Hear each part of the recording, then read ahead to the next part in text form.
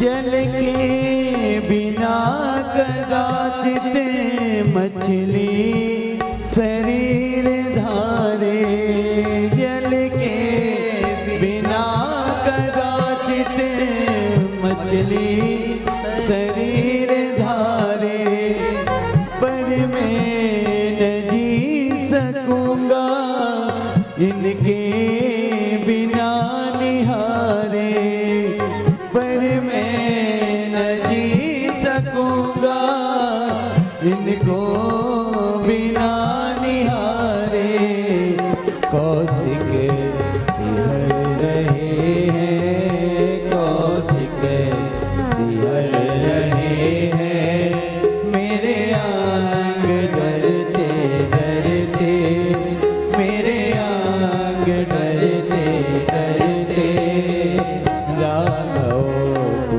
मैं न दूंगा राघव को मैं न दूंगा कि मुनिनाथ मरते मरते मुनिनाथ मरते मरते राघव को मैं न दूंगा राघव को मैं न दूंगा राघव को मैं न दूंगा राघव को मैं न दूंगा।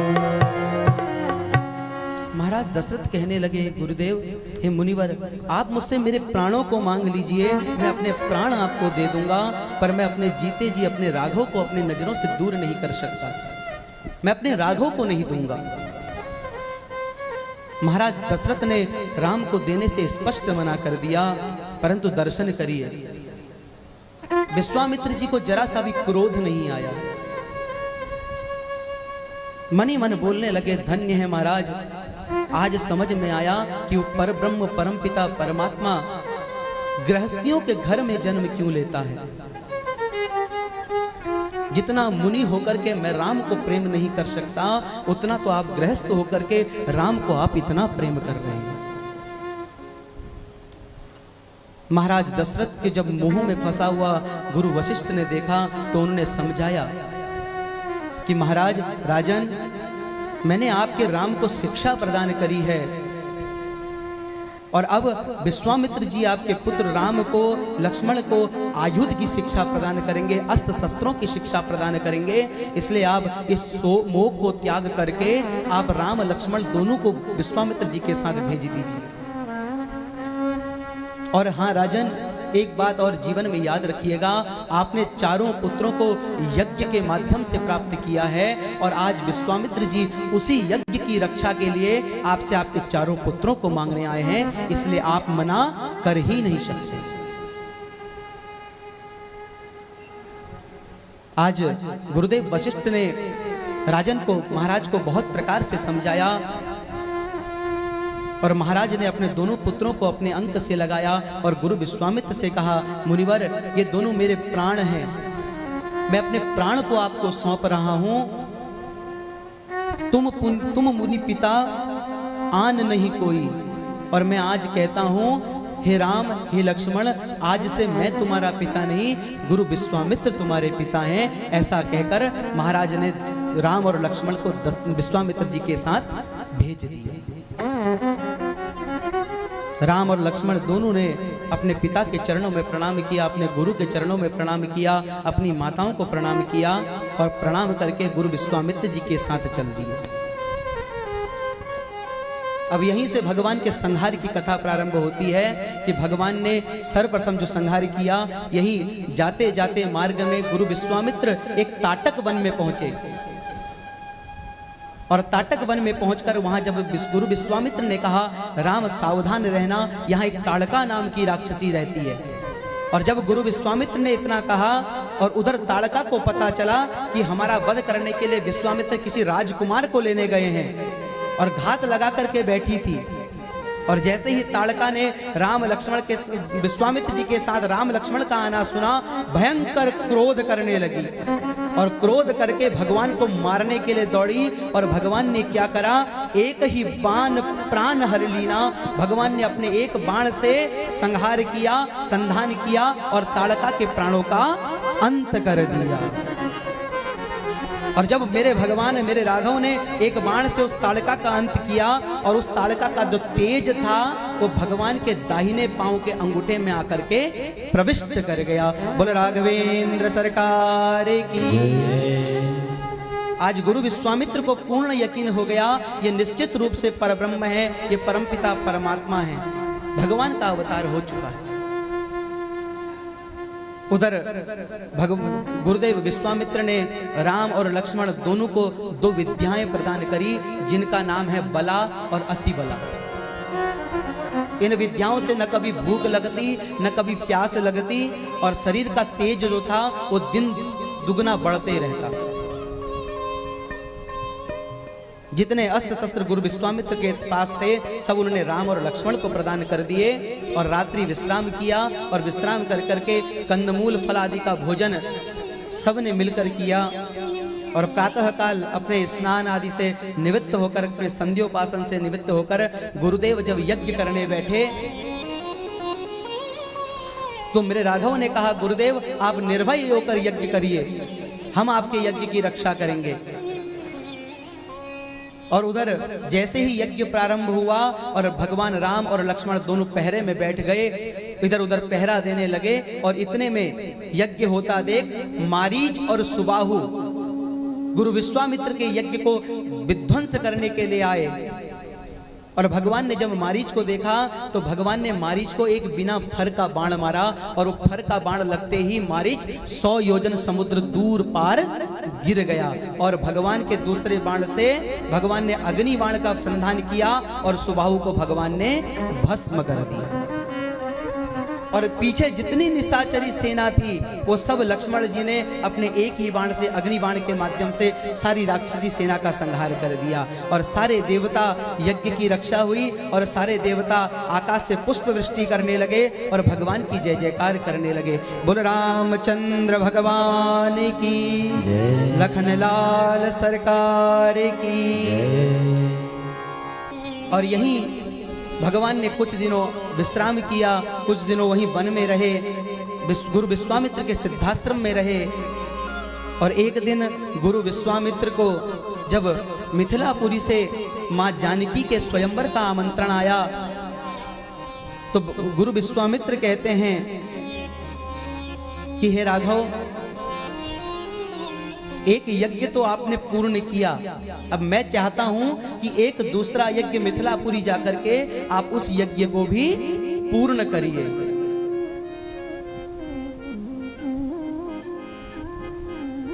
आज गुरु विश्वामित्र राम और लक्ष्मण दोनों को लेकर के मिथिलापुरी की तरफ निकले हैं। और कैसे चले हैं भगवान, दर्शन करिएगा। गोस्वामी तुलसीदास जी कहते हैं कि हर्षि चले मुनिवर के साथा। भगवान जो हैं वो हर्षाते हुए प्रसन्न मुख से आज जनकपुरी की ओर निकले हैं। दर्शन करिए, जहां भी भगवान ने अपनी लीलाओं में जो भी कार्य किया है वो प्रसन्न मुद्रा में किया है, सदैव प्रसन्न रहकर किया है। ये कथा कहती है कि हम जीवन में किसी भी कार्य को प्रारंभ करें, किसी भी कार्य को करें तो प्रसन्न चित्त होकर करें। प्रसन्न होकर के यदि हम कोई भी कार्य प्रारंभ करेंगे तो निश्चित रूप से उसमें कितने भी विघ्न आए वो कार्य हमारा संभव पूर्ण हो जाएगा, ये निश्चित है। कई लोगों का स्वभाव होता है ना, काम तो करेंगे पर रो रो के करेंगे। और कुछ लोग तो ऐसे होते हैं, आप उनसे कह दो कि हम ये कार्य प्रारंभ करने जा रहे हैं, आपको इतनी कमियां गिना देंगे, इतनी नकारक वाली बात करेंगे कि आपके मन में जो काम करने के लेकर उत्साह है वो भी उत्साह समाप्त हो जाएगा। दूसरे को क्या करते हैं, दूसरे को हतोत्साहित कर देते हैं। ये गलत बात है। कोई व्यक्ति कोई कार्य करना प्रारंभ करता है तो उससे उत्साह देना चाहिए, उसे आगे बढ़ाना चाहिए। आज मेरे राघव प्रसन्न होकर के गुरु विश्वामित्र जी के साथ आज मिथिलापुरी को चले हैं। और मार्ग में चलते चलते एक ऐसा स्थान आया, एक ऐसा निर्जन बनाया, उस स्थान पर एक खंडहर को देख करके मेरे राघव रुक गए और गुरुदेव से कहने लगे, एक दिशा की तरफ राघव ने इशारा किया और कहने लगे, गुरुदेव मुझे यहाँ पर लगता है कि कोई आश्रम है। यहाँ क्या है आप बताइए, ये स्थान एकदम निर्जन है, क्या ये किसी का आश्रम है? न तो यहाँ कोई जीव है, न कोई पक्षी है, न कोई पशु है, न कोई मनुष्य है। अब एक प्रश्न आता है कि यदि वो स्थान खंडहर था तो राम जी को वो आश्रम कैसे लगा? देखिए, हम घर को कितना भी सुंदर बना लें, कितना भी सजा लें, कितना भी उसमें हम कितने साज सजावट का सामान लगा लें, पर वो 50-60 साल बाद वो घर खंडहर हो ही जाता है, निश्चित है। लेकिन याद रहे, यदि आपने उस घर में भगवान का भजन किया है, भगवान की भक्ति की है, भगवान का यजन किया है, तो उस घर से जो ऊर्जा उत्पन्न होती है ना, वो उस स्थान को खंडहर होने के बाद भी उसकी पवित्रता को दर्शाती है। आज स्थान की पवित्रता देखकर भगवान समझ गए कि ये निश्चित रूप से किसी ऋषि का आश्रम रहा होगा। और वहीं उस आश्रम में एक शिला थी, वो स्त्री नुमा एक शिला थी। तो गुरुदेव वशिष्ठ से भगवान ने पूछ दिया कि ये प्रभु, ये किसकी शिला है, ये कौन, ये शिला किसकी है, कौन है ये शिला? तब गुरुदेव ने बताया कि ये गौतम ऋषि की नारी अहिल्या है। इनके साथ इंद्र ने आकर के गलत व्यवहार किया और उसका श्राप इनको भी झेलना पड़ा। अज्ञानवश इनसे भूल हुई और इसी कारण गौतम ऋषि ने इनको श्राप दिया और ये अहिल्या जो थी ये पत्थर की शिला के रूप में परिणित हो गई। हे राघव, गुरुदेव विश्वामित्र बोले, हे राघव, आज इतने लोग इस स्थान से आते जाते हैं, किसी की नजर इस शिला में नहीं पड़ी और आपकी नजर इस शिला पर पड़ गई। भगवान ने कहा, गुरुदेव ये मेरा स्वभाव है, जिस पर किसी की नजर नहीं होती उस पर मैं अपनी कृपा दृष्टि डाल देता हूं। ये भगवान का स्वभाव है। गुरुदेव ने कहा, राघव आप इस अहिल्या का उद्धार करिए, इस पर अपनी कृपा बरसाइए। और भगवान ने क्या करा, अपने मेरे राघव ने जैसे ही अपने चरणों की धूल का स्पर्श उस शिला पर किया, वो शिला तुरंत उस शिला का रूप त्याग करके एक स्त्री के रूप में परिणित हो गई। और वो तुरंत भगवान के चरणों को पकड़ करके अश्रुपात करने लगी, भगवान से प्रार्थना करने लगी। मैं नारिया पावन प्रभु जग पावन, रावण रिपुजन सुखदाई। मैं नारिया पावन प्रभु जग पावन, रावण रिपुजन सुखदाई। राजीव विलोचन भव भय मोचन, पाहि पाहि शरणहि आई। मुनि श्राप जो दीना अति बल कीना, परम अनुग्रह में माना। देखो भरी लोचन भरी भव मोचन, यही लाभ शंकर जाना।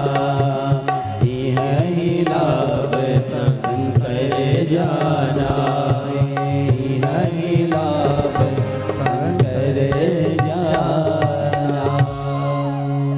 माँ अहिल्या भगवान के चरणों को पकड़ करके अश्रुपात करके भगवान की स्तुति करने लगी। हे प्रभु, मुझ अभागन पर आपने अपनी कृपा करी, अपने चरणों का आश्रय दिया। जिन चरणों का आश्रय लेने के लिए संत मुनि महात्मा तक तरसते हैं, आज आपने मुझे उन चरणों का आश्रय दिया। हे प्रभु, आपने मुझ अपावन पर अपनी पावनी कृपा करी। बोल राघवेंद्र सरकार की। माँ अहिल्या का उद्धार करके भगवान वहां से आगे बढ़ चले। उसके बाद आगे जाकर भगवान ने गंगा स्नान किया, और गंगा स्नान करके आज भगवान ने मिथिलापुरी का दर्शन किया। मिथिलापुरी में आज भगवान प्रवेश कर गए। गोस्वामी तुलसीदास जी कहते हैं कि बड़ी अद्भुत नगरी है मिथिलापुरी।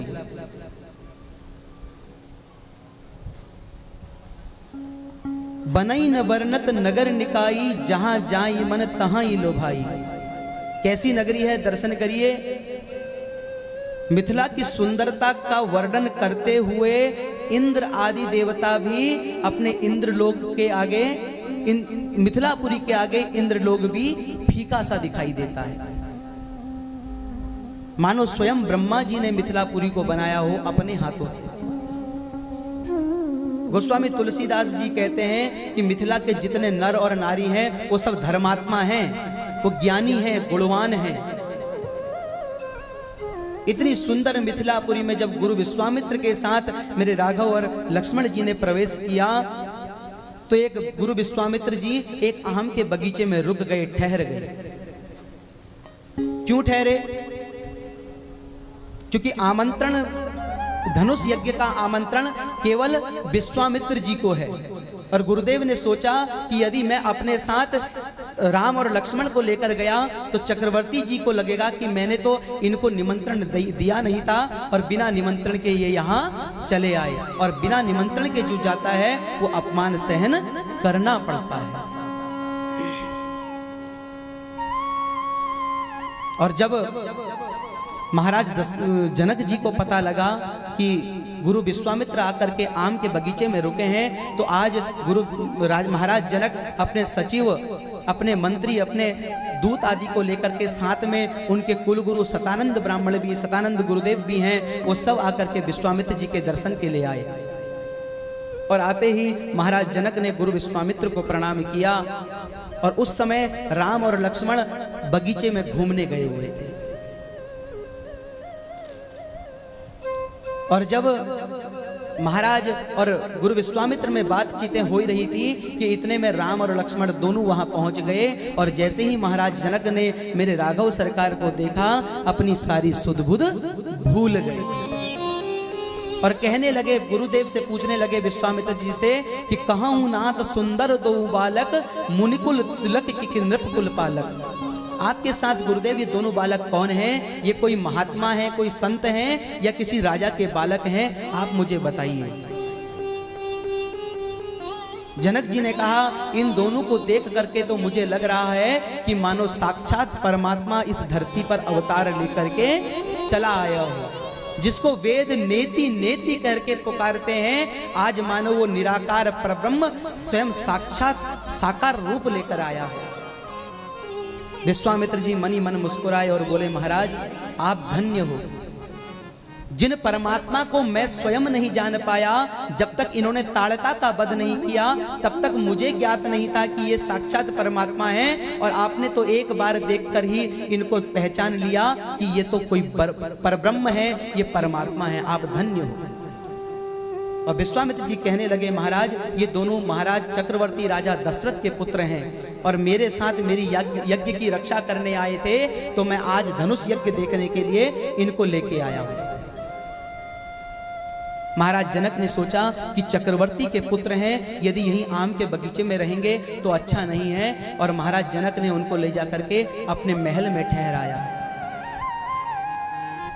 और महल में ठहराने के बाद जब सायंकाल का समय आया तो लक्ष्मण जी के मन में मिथिला नगर को देखने की अभिलाषा जागी, परंतु गुरु के संकोच से कह नहीं पाए। उधर मेरे राघवेंद्र ने देखा कि लक्ष्मण जी चाहते हैं कि नगर भ्रमण करना चाहते हैं, तो उन्होंने तुरंत गुरुदेव से पूछ दिया कि नाथ नगरपुर देखन चाही, प्रभु सकोच डर प्रकट न कहाई। हे गुरुदेव, लक्ष्मण जी नगर भ्रमण करना चाहते हैं, परंतु आपकी डर के मारे कह नहीं पा रहे। यदि आपकी आज्ञा हो तो मैं इनको नगर भ्रमण करा लाऊं। और गुरुदेव की आज्ञा पा करके आज मेरे राम और लक्ष्मण दोनों मिथिला नगरपुरी को देखने चले हैं। और कहते हैं कि जैसे ही मेरे राघवेंद्र सरकार मिथिला नगरी के जब गलियों में भ्रमण करने लगे, जितने लाखों और नर और नारी थे, उनको जब पता लगा कि एक सांवला और एक गौर वर्ण का राजकुमार हमारे नगर में आए हैं, भ्रमण कर रहे हैं, उनकी अलौकिक सुंदरता है, तो सारे नगरवासी जितने पुरुष थे वो अपने घर के बाहर आ गए, जितनी महिलाएं थी अपने छत पर जाकर के उनका दर्शन करने लगी और उनको देखने लगी, उनको निहारने लगी। और जितने छोटे छोटे बच्चे थे आज राम और लक्ष्मण जी के पीछे पीछे चलने लगे। गोस्वामी तुलसीदास जी कहते हैं कि सखियां जब आपस में बात कर रही हैं, कहती हैं कि सखी इन कोटि काम छवि जीती, मानो करोड़ों कामदेव साक्षात आज मानव रूप धर करके मिथिला की नगरी में घूम रहे हैं।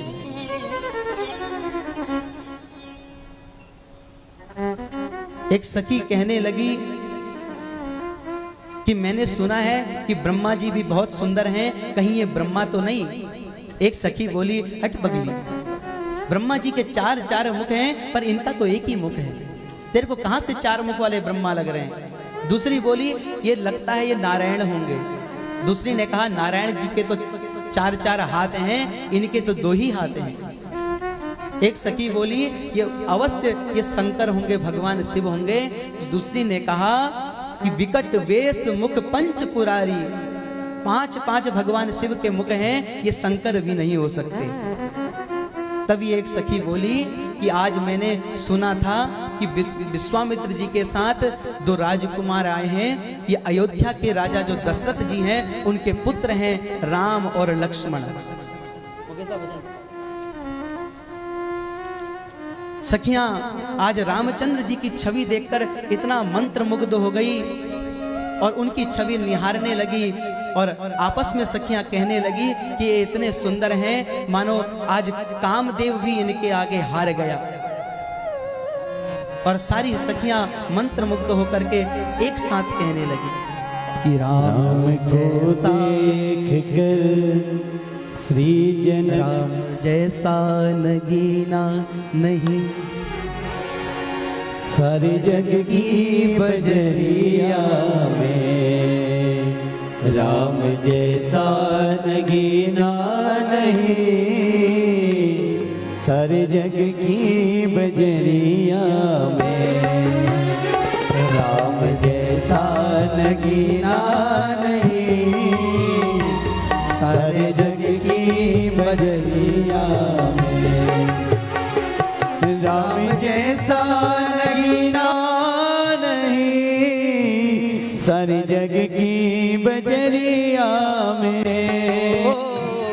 राम जैसा नगीना नहीं, सारे जग की बजरिया में नीलमणि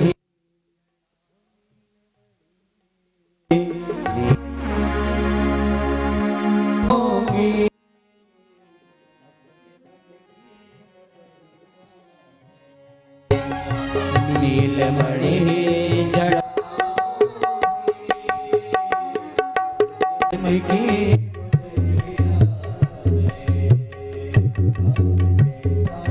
नगीना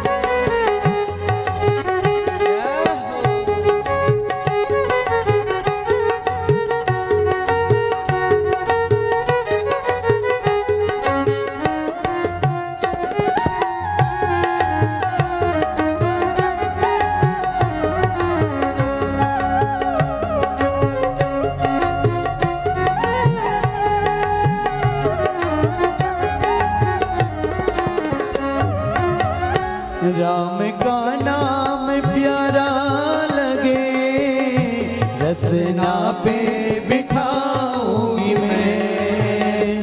राम का नाम प्यारा लगे, रसना पे बिठाऊंगी मैं। हो राम का नाम प्यारा लगे, रसना पे बिठाऊंगी मैं। राम का नाम प्यारा लगे, रसना पे बिठाऊंगी मैं। मैं तो सूरत हो, मैं तो मूरत, मैं तो मूरत बसाऊंगी नैनों की पुतरिया में। मैं तो मूरत बसाऊंगी नैनों की पुतरिया में। राम जैसा नगीना नहीं, सारे जग की बजरिया में। राम जैसा नगीना नहीं, सारे जग की बजरिया में। नीलमणि जड़ाऊंगी नैनों की मुदरिया में। नीलमणि जड़ाऊंगी नैनों की मुदरिया में। बोल राजा रामचंद्र भगवान की जय।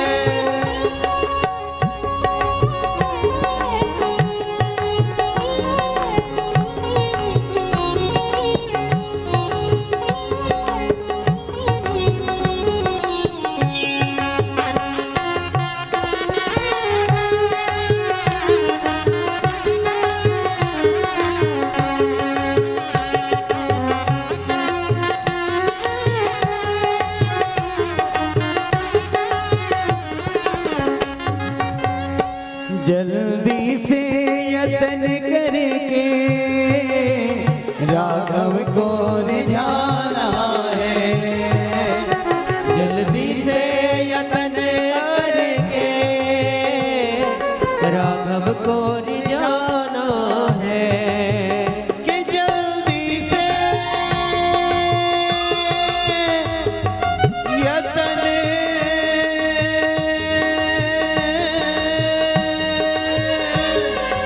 करके,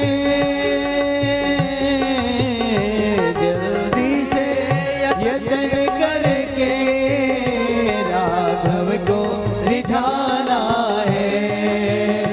जल्दी से यतन करके राघव को रिझाना है। कि कुछ दिन ही तो, कुछ दिन ही तो, कुछ दिन ही तो रहना है। काया की कुतरिया में कुछ दिन ही तो रहना है काया की कुतरिया में। राम जैसा नगीना नहीं सारे जग की बजरिया में, राम जैसा नगीना नहीं सारे जग की बजरिया में। नीलमणि जड़ाऊंगी नीलमणि जड़ाऊंगी अपने मन की मुदरिया में। नीलमणि जड़ाऊंगी अपने मन की मुदरिया में, अपने मन की मुदरिया में, अपने मन की मुदरिया में। बोल राघवेंद्र सरकार की जय। सारी सखियां भगवान के रूप माधुर्य पे मोहित हो गई। एक सखी बोली, मुझे लग रहा है कि ये सावला सरकार जो है ना, इसके साथ हमारी जानकी जी की जोड़ी बड़ी सुंदर लगेगी। दूसरी सखी कहती है कि तुम चिंता मत करो, मैंने सुना है कि परमात्मा हमको सदैव उचित फल प्रदान करते हैं, तो भगवान से प्रार्थना करो कि इनकी और सीता मैया हमारी जानकी जी की जोड़ी बन जाए। एक सखी बोली, जिनके चरणों की धूल से अहिल्या तक तर गई, तो निश्चित रूप से उस परमपिता परमात्मा की ये इच्छा होगी कि इनके साथ जानकी जी की हमारी जोड़ी बन जाए। सारी सखियां कहती हैं कि मानो ऐसा लग रहा है कि स्वयं ब्रह्मा ने जानकी और इनकी जोड़ी बना करके यहाँ भेजा है, इसलिए आज इनको मिथिला में भेजा है। आज सारी सखियां मेरे राम और लक्ष्मण पर पुष्पों की वर्षा कर रही हैं। मेरे राघव जहां जाते वहां परमानंद छा जाता, वहां सब उनके रूप माधुर्य को देख करके आनंदित हो जाते। आज दोनों भाई नगर को घूम करके अंत पे जब गुरुदेव के पास आए और गुरुदेव के पास आकर के देखिए, जब सायंकालीन संध्या पूजन हुआ, गुरुदेव ने भोजन किया, गुरुदेव शयन करने लगे, तो मेरे राघव जो थे वो गुरुदेव के चरण दबाने लगे। मुनिवर शयन कीन तब जाई, लगे चरण चापन दो भाई। दोनों भैया आज गुरु जी के चरणों को दबाने के लिए। गुरुदेव बार बार आज्ञा देते कि राघव अब जाकर के सो जाओ। गुरु बार बार कहते रहे और अंत में जब गुरुजी ने कहा राघव अब आप जाकर के सो जाओ, तब मेरे राघव जाकर के शयन करने गए। और शयन जब राघव सरकार शयन करने लगे, तब लक्ष्मण जी अपने बड़े भैया के चरण दबाने लगे। देखिए, हमारे सनातन धर्म की खूबसूरती है ये। प्राचीन समय से हमारे यहाँ गुरु सेवा की परंपरा चली आई है, अपने से श्रेष्ठों की सेवा की परंपरा चली आई है। बार बार अभी इससे पहले भी बताया था ना कि अपने के श्रेष्ठों का आदर सत्कार करना चाहिए। हमारे शास्त्र कहते हैं, अभिवादनशीलस्य नित्यं वृद्धोपसेविनः चत्वारि तेषां वर्धन्ते आयुर्विद्या यशोबलम्। अपने से श्रेष्ठों की सेवा आदि करने से हमारी आयु बढ़ती है, हमारा बल बढ़ता है, हमारा यश बढ़ता है, मान सम्मान कीर्ति बढ़ती है, विद्या बुद्धि बल हमारा बढ़ता है। भगवान राम का चरित्र हमें सिखाता है, हमें शिक्षा देता है कि अपने से श्रेष्ठों के प्रति हमारा क्या कर्तव्य है। रात्रि में शयन हुआ, प्रातः काल सब उठे। गुरु विश्वामित्र से पहले मेरे राघव लक्ष्मण दोनों उठ करके, दोनों ने स्नान आदि करके गुरुजी के मेरे राघवेंद्र सरकार ने सोचा कि हमारे गुरुजी के संध्या पूजन के लिए हमें पुष्प लेने जाना चाहिए। और आज अपने गुरुदेव की आज्ञा लेकर के दोनों भाई अब पुष्प वाटिका में पुष्पों का संचय करने गए हैं।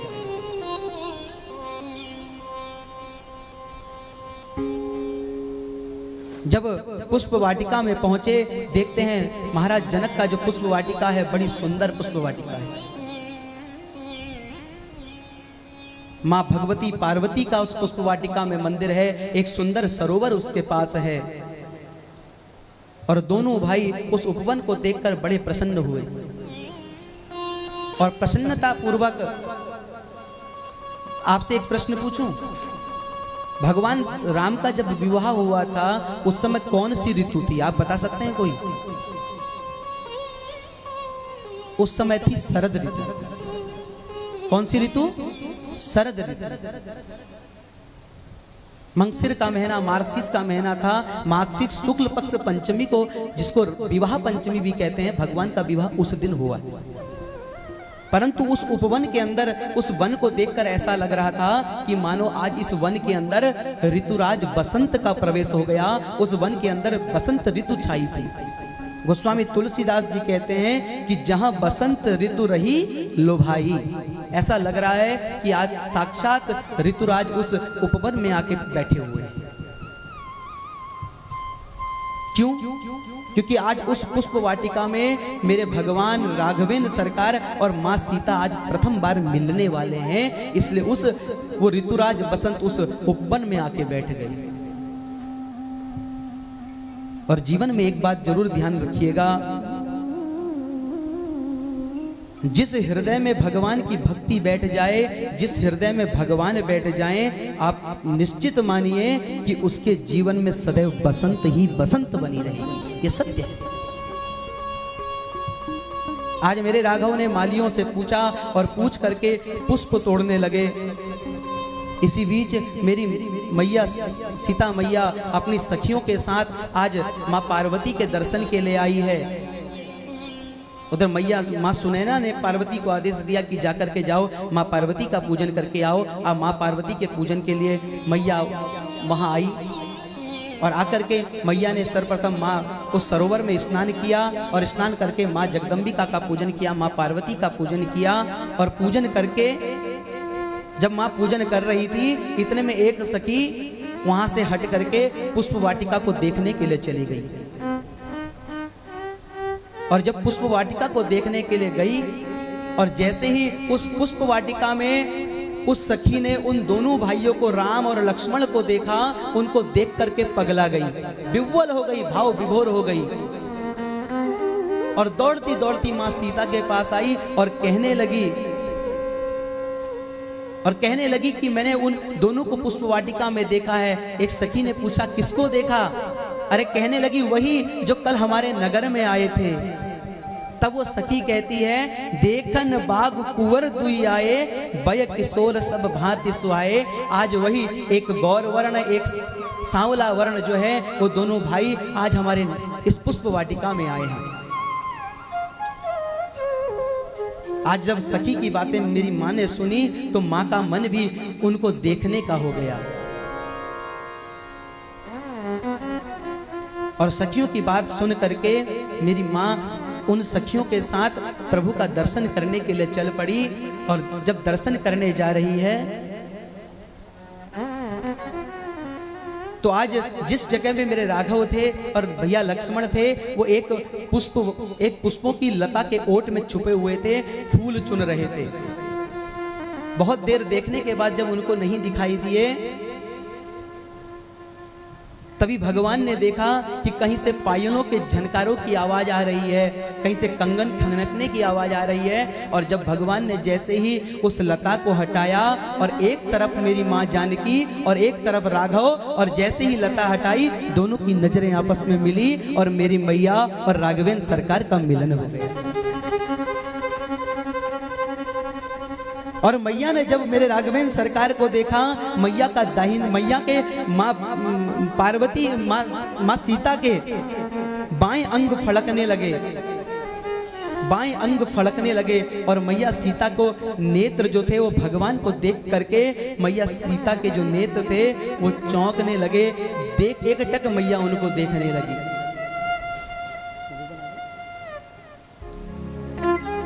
और आज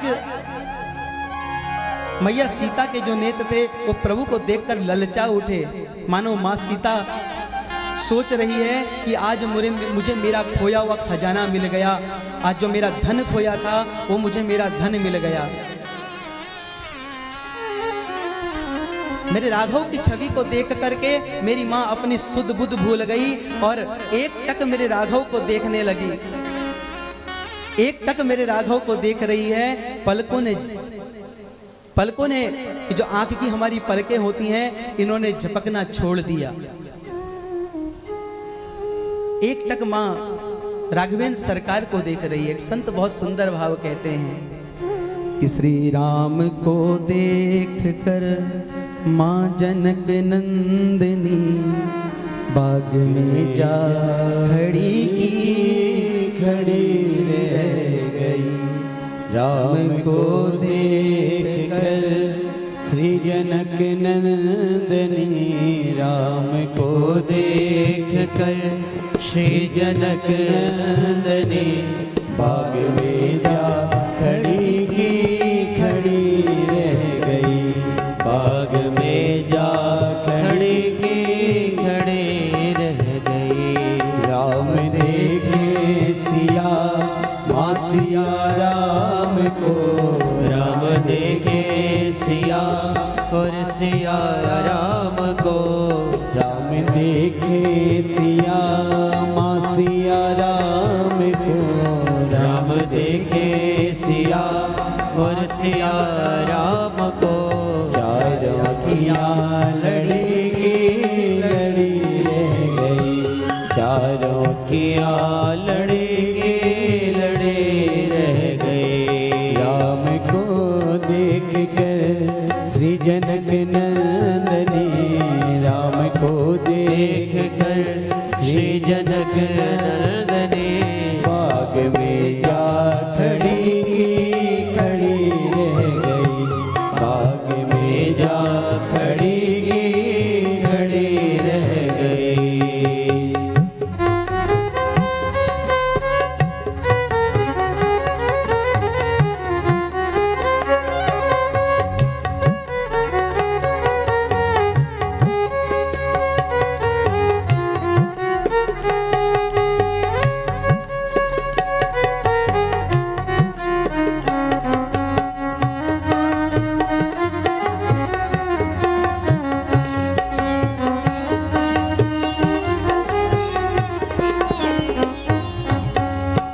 थे जनकपुर गए देखने के लिए। थे जनकपुर गए देखने के लिए। थे जनकपुर गए देखने के लिए। थे जनकपुर गए देखने के लिए। सारी सखियाँ झरोकन से झांकने लगी। सारी सखियाँ झरोकन से झांकने लगी। देखते ही नजर मिल गई दोनों की। देखते ही नजर मिल गई दोनों की। देखते ही नजर मिल गई दोनों की। देखते ही नजर मिल गई दोनों की। जहाँ थी खड़ी रह गई। जो जहाँ थी खड़ी रह गई। राम को देख कर श्री जनक नंदनी, राम को देख कर श्री जनक नंदनी बाग में जा खड़ी रह गई। बाग में जा खड़ी रह गई।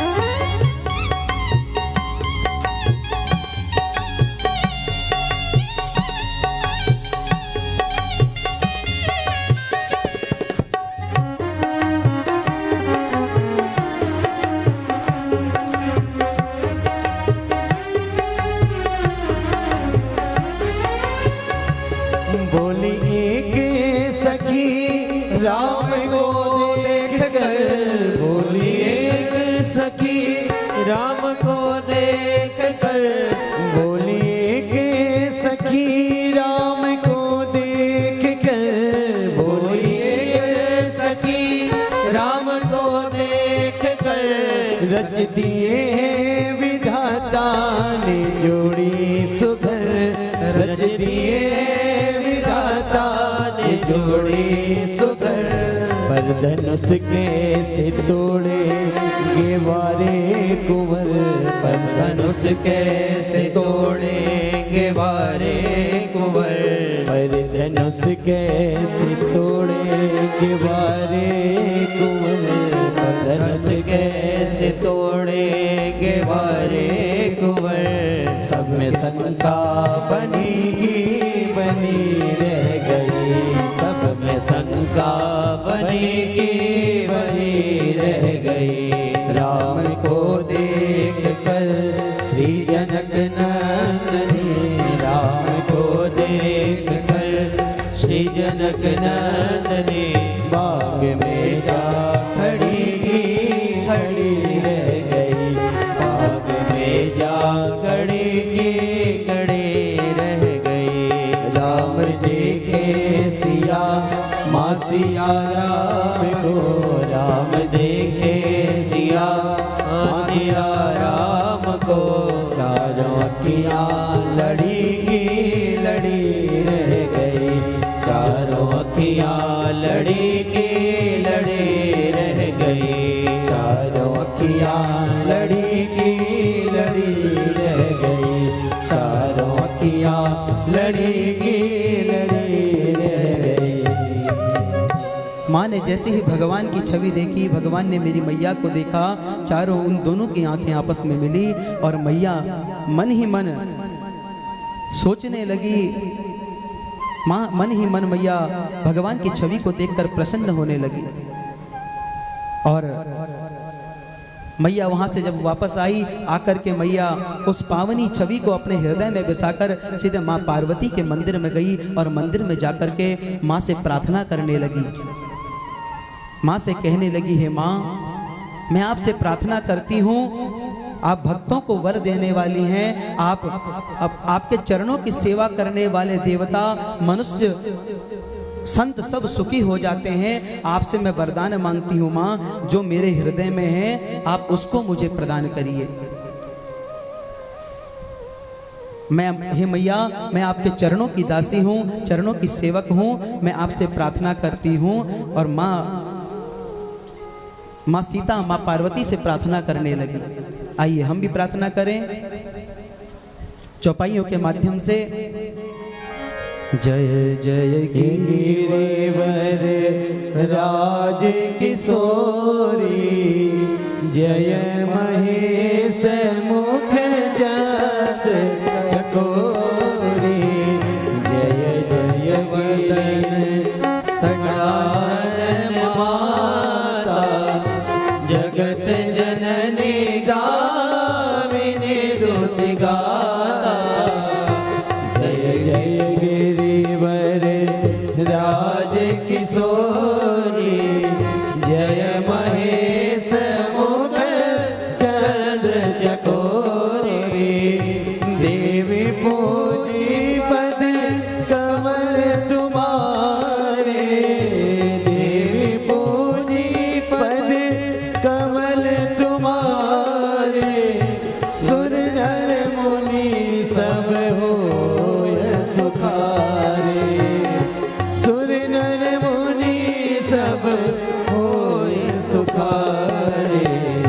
मोर मनोरथ जानहुनी के, मोर मनोरथ जानहुनी के, बसहु सदा और पुर सबही, बसहु सदा और पुर सबही के। कीन्हु प्रगट न कारण तेहि, कीन्हु प्रगट न कारण तेहि, अस कहीं चरण गए बैठे, अस कहीं चरण गए बैठे। जय जय गिरिवर राज किशोरी, जय जय गिरिवर राज किशोरी, जय महेश मुख चंद्र चकोरी, जय महेश मुख चंद्र चकोरी। माँ सीता माँ पार्वती से प्रार्थना करने लगी और मैया पार्वती माँ सीता की प्रार्थना से इतनी प्रसन्न हुई कि मैया के गले में जो माला माँ सीता ने पहनाई थी वो माला गिर करके माँ सीता के आंचल में गिर गई। ध्यान रहे, पूजन में जब हम भगवान का पूजन करते हैं और हमारा चढ़ाया हुआ पुष्प यदि उस पूजा के दौरान नीचे गिर जाता है तो समझो भगवान ने हमारी पूजा स्वीकार करके हमको आशीर्वाद दे दिया। माँ की वो मूर्ति मुस्कुराई और कहने लगी, सुन सिय सत्य असीस हमारी, पूज ही मन कामना तुम्हारी। हे सीता, निश्चित रूप से तुम्हारी मनोकामना पूरी होगी। मनु जाहि राजेऊ मिलहि सोबरो, सहज सुंदर सांवरो। निश्चित रूप से जो तुम्हारे मन में दुल्हा है, वर है, वो तुमको निश्चित रूप से प्राप्त होगा। माँ सीता अपने मन में भगवान की छवि को लेकर के अपने घर की ओर गई। उधर पुष्प वाटिका से लौट करके भगवान मेरे राघवेंद्र सरकार ने अपने गुरु विश्वामित्र जी को सारी बातें बताई कि मुझे सीता आज वहाँ पर मिली थी, उस पुष्प वाटिका में मिली थी। तो गुरुदेव ने कहा, सुफल मनोरथ हो तुम्हारे, राम लखन सुनि भय सुकारे। भगवान गुरुदेव ने आशीर्वाद की दिया कि हे राम, तुम्हारे जो मन में मनोरथ है वो निश्चित रूप से पूर्ण होगा। वहाँ मैया पार्वती का आशीर्वाद मिला, यहाँ गुरुदेव का आशीर्वाद मिला। अगला दिन धनुष यज्ञ का आया। महाराज जनक ने पूरे धनुष यज्ञ को सजाया हुआ है, हजारों राजा वहां बैठे हैं। गुरु विश्वामित्र वहां जब राम और लक्ष्मण के साथ पहुंचे और जैसे ही भगवान मेरे रंग भूमि में पहुंचे तो गोस्वामी तुलसीदास जी कहते हैं कि जिनकी रही भावना जैसी, प्रभु मूरत तिन देखी तैसी। जिसकी जैसी भावना थी भगवान उस रूप में उसको दिखाई दिए। आज महाराज जनक ने उस धनुष यज्ञ में सबसे ऊंचा आसन गुरु विश्वामित्र जी को दिया, उनके अगल बगल छोटे आसन मेरे राम और लक्ष्मण जी को दिए। और उधर माँ सीता, गुरु सतानंद जी ने जब आज्ञा करी, माँ सीता जयमाल लेकर आई और माँ सीता की सौंदर्य देख करके सारे राजा वहां मोहित हो गए। और उधर जनक जी ने अपने बंदी जनों को आदेश दिया कि जाओ, जो मेरी प्रतिज्ञा है वो सबको सुनाओ। उधर बंदी जन आए और दोनों भुजाएं उठा करके कहने लगे, बोले बोले बंदी वचन करो, सुनहु सकल महिपाल, पन विदेह कह कहीं हम ही सब, भुजा उठाई विशाल। आज महाराज, हम अपने महाराज जनक की प्रतिज्ञा सुनाते हैं। दीप दीप से आए समस्त राजा हमारे महाराज की प्रतिज्ञा को सुने। यदि आपकी भुजाओं में बल है, यदि आपकी भुजाओं में शक्ति है, तो निश्चित रूप से मानिए कि ये जो शिव का पिनाक है ये राहु है। यदि आपके भुजाओं में चंद्रमा के समान शक्ति है तो निश्चित मानिए कि भगवान शिव का ये धनुष राहु है। ये वही पिनाक है जिसे रावण और बाणासुर तक छू भी नहीं सके। आज इस समाज में हम ये घोषणा करते हैं कि जो इस शिव धनुष को उठाएगा, इसकी प्रत्यंचा चढ़ाकर इसको तोड़ेगा, आज महाराज अपनी पुत्री सीता का स्वयंवर उस वीर के साथ करेंगे। ये बंदी जनों ने घोषणा कर दी। उधर जितने राजा थे वो सब एक साथ खड़े हो गए। उन बंदी जनों ने बोला, बैठो, एक एक करके आओ। और आज एक एक करके जितने राजा थे वो सब उठने लगे। अब दर्शन करिए, पहला राजा उठा, उठ करके उसने बयान करना शुरू कर दिया। और जाकर के अपनी, पहले गोस्वामी तुलसीदास जी कहते हैं कि जितने राजा थे जो एक एक करके आते, और जैसे ही पहला राजा आया और गोस्वामी तुलसीदास जी कहते हैं कि वो राजा तम आकर खड़ा हुआ, तमकी ताकी तकी शिव धनु पर ही। और जैसे ही आया उसने भगवान शिव के उस धनु का स्पर्श किया और उस धनुष को कितनी लाख हिलाने की कोशिश कर दी। उठकर, बैठकर, लेटकर जितनी कोशिश थी सब कर दी, परंतु वो धनुष एक तिल मात्र भी नहीं हिला। तभी दूसरा राजा, वो राजा जब जाने लगा, दूसरा राजा उठकर आता है, कहने लगा तेरे पे इतनी भी ताकत नहीं कि तू धनुष नहीं हिला पाया, अभी देख मैं हिलाता हूं। एक दूसरा राजा जो जा रहा था कहने लगा जा जा कोशिश कर ले, देखते हैं कितना हिलाता है। इस प्रकार जितने राजा थे एक एक करके आने लगे, परंतु एक भी राजा उस धनुष को हिलाने में सफल नहीं हुआ। महाराज जनक ने जब ये देखा, महाराज जनक ये देख करके बड़े आवेश में आ गए, क्रोधित हो गए। बोले सीता मैया की जय। महाराज जनक जो थे बड़े क्रोध में आ गए और कहने लगे, अपने आसन से खड़े हुए और खड़े होकर कहने लगे, दीप दीप से आए समस्त राजा महाराजा इस भ्रम में न रहें कि यदि आपने धनुष नहीं तोड़ा, धनुष नहीं उठाया तो मैं अपनी पुत्री का विवाह आपसे कर दूंगा, मैं अपनी प्रतिज्ञा नहीं तोड़ूंगा। मेरी बेटी सुंदर है, योग्य है, ये कीर्ति है, ये वर्ण करने योग्य है। मुझे लगता है ब्रह्मा जी ने इस संसार में, इस ब्रह्मांड में कोई ऐसा वीर नहीं बनाया जो इस धनुष को तोड़कर मेरी कन्या का वर्ण कर सके। आज के बाद कोई राजा ढींग नहीं मारेगा कि मैं वीर हूं, कोई अपने को वीर नहीं बोलेगा। जनक जी ने जैसे ही बोला कि वीर विहीन मही मैं जानी, कि मुझे लगता है कि सारी धरती वीरों से विहीन हो गई। इतना सुनते ही अपने भैया राम के साथ बैठे हुए लक्ष्मण जी की भौहें तन गई, क्रोधित हो गए और क्रोध में खड़े हुए अपने भैया के चरणों में प्रणाम किया और बोलने लगे कि कही जनक जस अनुचित वाणी, विद्यमान रघुकुल मनि जानी। भैया ये जनक जी ऐसी अनुचित वचन बोल रहे हैं, उनको पता होना चाहिए जिस सभा में एक रघुकुल का वीर बैठा हो, उस सभा में उनने वीरों का ऐसा अपमान किया। ये वीरों का अपमान नहीं, ये रघुकुल का अपमान है। लक्ष्मण जी गरज करके बोल उठे, जिस सभा में मेरे राघव बैठे हैं, मेरे राम बैठे हैं, उस सभा में जनक जी ने कैसे बोल दिया कि ये धरती वीरों से विहीन हो गई। जनक जी ने कहा कि कोई इस धनुष को तिल मात्र नहीं हिलाया। मैं कहता हूं, मैं लक्ष्मण कहता हूं, मैं अपने भैया के चरणों की सौगंध खाकर कहता हूं कि धनुष को छोड़िए, पूरी सभा सुन ले। जिस प्रकार बच्चे गेंद उछालते हैं, मैं एक हाथ से पूरा ब्रह्मांड उछाल दूंगा। बच्चे जिस प्रकार कच्चे मिट्टी के घड़े फोड़ते हैं, मैं उस प्रकार पूरे ब्रह्मांड को फोड़ दूंगा। बरसात में उगे हुए छत्र को जिस प्रकार बच्चे अपने पांव के तले से रौदते हैं, मैं पूरी धरती को रौद दूंगा। और मेरे भैया राम की सौगंध, मैं इस धनुष को केवल उठाऊंगा नहीं, इस धनुष को लेकर के 100 योजन तक दौड़ कर दिखाऊंगा।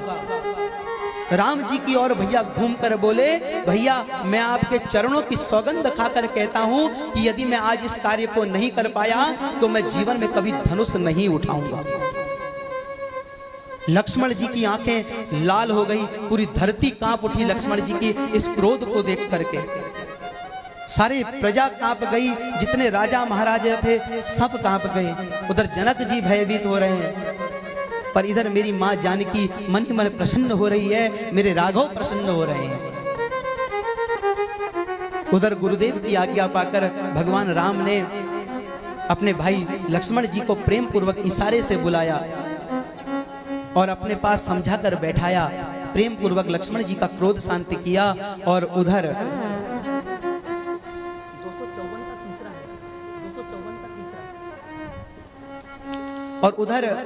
उसी समय उचित समय जान करके गुरु विश्वामित्र जी ने मेरे राघवेंद्र सरकार से प्रेम पूर्वक बोले, हे राघव उठो और इस शिवजी के धनुष को तोड़ करके जनक जी का संताप दूर करो।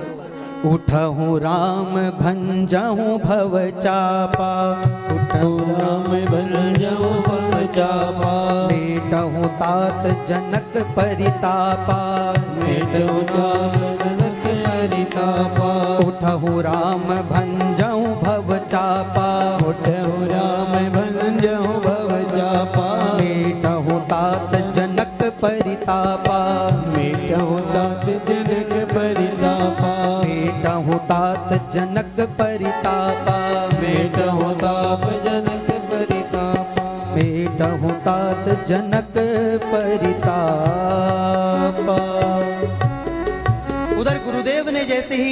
राघवेंद्र सरकार को आदेश दिया और मेरे राघवेंद्र सरकार खड़े हुए, सर्वप्रथम गुरुदेव को प्रणाम किया और प्रणाम करके गोस्वामी तुलसीदास जी कहते हैं कि सहज चाल से मेरे राघवेंद्र चल रहे हैं, आगे बढ़ रहे हैं। दर्शन करिए, जब मेरे राघवेंद्र सरकार आगे बढ़ने लगे, जितने मिथिला के नर और नारी थे सब अपने पितरों से प्रार्थना करने लगे, हे पितर देवताओं, आज तक हमने अपने जीवन में आपसे कुछ नहीं मांगा, आज पहली बार मांगते हैं कि हमारे जीवन का सारा पुण्य ले लीजिए और बदले में एक काम कर दीजिए।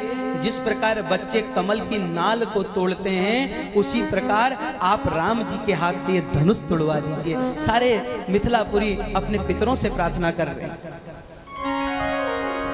उधर सीता मैया की माता सुनैना जब राम जी को आगे बढ़ते हुए देखा तो सोचने लगी, दुखी हो गई।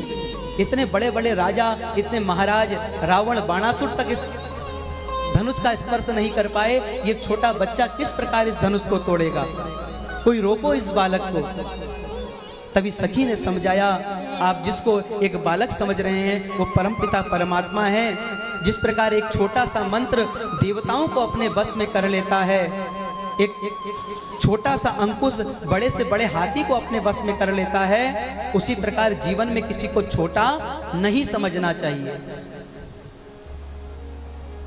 उधर मनी मन माँ सुनैना का ये संताप दूर हुआ और मनी मन माँ सीता माँ पार्वती से प्रार्थना कर रही है, हे माँ, मैं आपसे प्रार्थना करती हूँ, आप बाबा से कहिए ना कि ये धनुष इनके हाथ से टूट जाए, ये धनुष इन्हीं के हाथ से टूट जाए। व्यक्ति किसी और की बात माने ना माने पर अपने होम मिनिस्टर की बात जरूर मानता है ना। उधर माँ पार्वती से मैया सीता ने प्रार्थना करी और इधर गणेश जी से प्रार्थना करी, हे गणपति भगवान, आप इतने विशाल हो, इतने बड़े हो और एक छोटे से चूहे पर आप सवारी करते हो। जिस प्रकार छोटे से चूहे पर बैठते समय आप बिल्कुल हल्के हो जाते हो, उसी प्रकार ये धनुष बिल्कुल हल्का हो जाए, आप ऐसा कार्य कर दीजिए। और ये जितने पिनाक का जो भारीपन है, जितने मूर्ख राजा यहाँ बैठे हैं, ये सब इस पिनाक का भार इन मूर्ख राजाओं पे डाल दीजिए। कहते हैं कि जब माँ सीता की इस व्याकुलता को मेरे राघव ने देखा, मेरे राघव माँ सीता की ओर देखने लगे। लक्ष्मण जी समझ गए कि अब भैया धनुष को उठाने वाले हैं। लक्ष्मण जी ने खड़े होकर अपने पांव के दाहिने पांव के अंगूठे से धरती को दबाया और कहने लगे, हे शेष नारायण, हे दिक्पाल, सब लोग धरती पकड़ कर बैठिए, भैया धनुष उठाने वाले हैं। कहीं ऐसा ना हो कि इस धनुष के साथ पूरी धरती उठ जाए, इसलिए सावधान। मेरे राघव ने आकर के धनुष की परिक्रमा करी, धनुष को प्रणाम किया और मन ही मन अयोध्या में बैठे अपने गुरुदेव वशिष्ठ जी को प्रणाम किया और भगवान भोलेनाथ को प्रणाम किया। और उसके बाद भगवान ने क्या किया, अपना हाथ धनुष के केंद्र में रखा। और गोस्वामी तुलसीदास जी कहते हैं कि जैसे ही भगवान ने अपने हाथ को धनुष के केंद्र में रखा, उसी समय बिजली चमकी। और जितनी देर के लिए बिजली चमकती है, उतने ही देर में भगवान ने क्या करा, अजिदम के उतामिनी जिमि जब लयो पुनि नभ धनु मंडल भयो लेत चढ़ावत खेचत काढ़े काहुन लगे दिस सब काढ़े दिस महु काढ़े तेजन राम मध्य तनु तोरा भरे भुवन धन घोर कटोरा दामिनी दम के उजिमि जब लयो पुनि नभ धनु मंडप सन भयो मंडप धन भयो भरे भुवन घोर कठोर वर विभाजित जिमार्गो चले चेकर दे गज डोल मही हरि ओल गुरुम कर मले सुन असुर मुनि कर कान धीरे सकल विकल विचार कोदंड खंड राम तुलसी जयति वचन उचार हो जयति वचन उचार जयति वचन उचार जय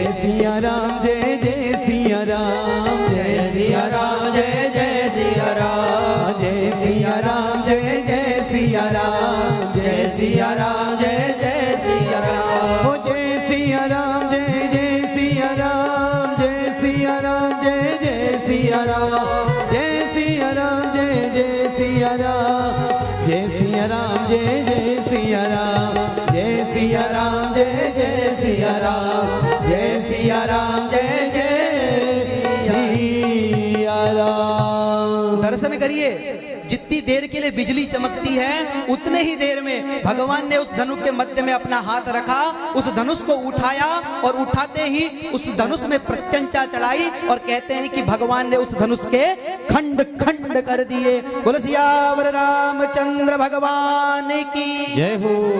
और जितनी देर में वो जब धनुष टूटा, उस धनुष की आवाज से पूरी दिशाएं गूंज गई, सारी दिशाएं चित्कार करने लगी, दिक्पाल खलबला उठे, भगवान सूर्य के जो घोड़े थे वो इधर उधर भागने लगे, चारों तरफ भगवान की जय जयकार होने लगी, देवता पुष्प वृष्टि करने लगे। बोले सियावर रामचंद्र भगवान की जय। चारों ओर भगवान की जय जयकार होने लगी और उधर भगवान गुरु सतानंद ने मां सीता को आज्ञा दी कि जा करके आप जाओ और जा करके जयमाला लेकर के राम जी को जयमाला पहनाओ। उधर माँ सीता आई है और माँ सीता ने वो जयमाला भगवान को पहना दी। बोल सियावर रामचंद्र भगवान की जय हो। सारा ब्रह्मांड खुश होकर के प्रभु की जय जयकार करने लगा। चलिए आइए झांकी का दर्शन करिए और प्रेम पूर्वक आइए झांकी का दर्शन करिए। हो तुम उठो शिया श्रृंगार करो, शिव धनुष राम ने तोड़ा है। तुम उठो शिया श्रृंगार करो, शिव धनुष राम ने तोड़ा है। शिव धनुष राम ने तोड़ा है, तुमसे ही नाता जोड़ा है। शिव धनुष राम ने तोड़ा है, सीता से नाता जोड़ा है। तुम उठो शिया श्रृंगार करो, शिव धनुष राम ने तोड़ा है। तुम उठो शिया श्रृंगार करो, शिव धनुष राम ने तोड़ा है। बोले सियावर रामचंद्र भगवान की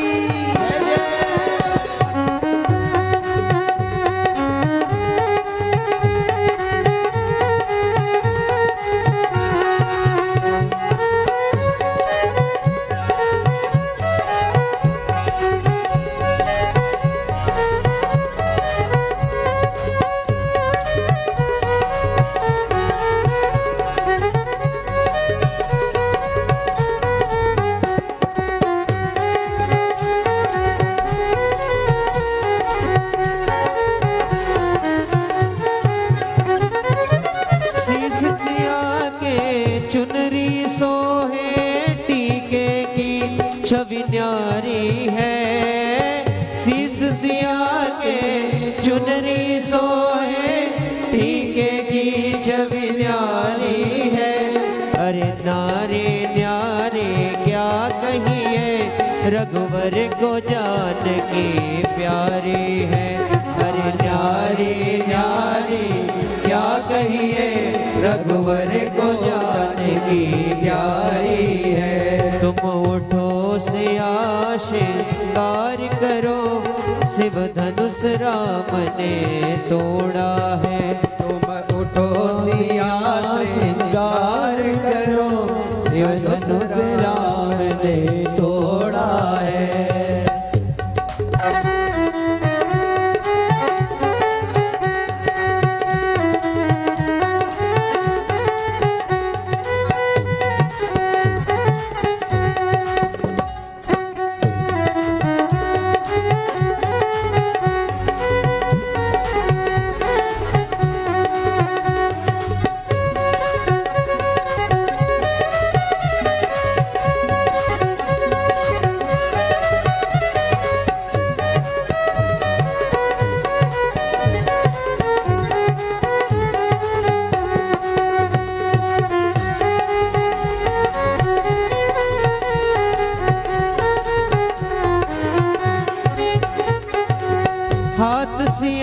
के चूड़ी सोहे, कंगन की छवि न्यारी है। हाथ सिया के चूड़ी सोहे, कंगन की छवि न्यारी है। अरे न्यारी न्यारी क्या कहिए, रघुवर को सीता प्यारी है। अरे न्यारी न्यारी क्या कहिए, रघुवर को सीता प्यारी है। तुम उठो सिया शिकार करो, शिव धनुष राम ने तोड़ा है। तुम उठो सिया श्रृंगार करो, शिव धनुष राम ने तोड़ा है।